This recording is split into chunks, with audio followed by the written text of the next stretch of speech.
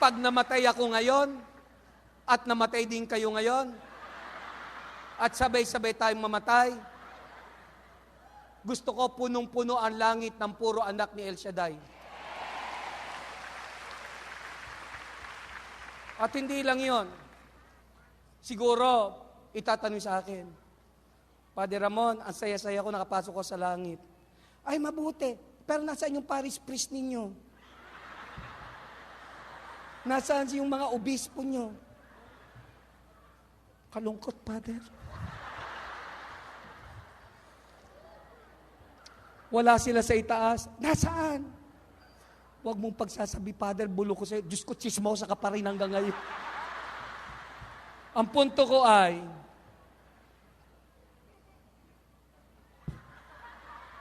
hindi ako ililigtas ng Diyos dahil pari ako. Ililigtas ako ng Diyos dahil katulad din ako ng anak ni El Shaddai, nagsusumikap maging mabuting katulad niya.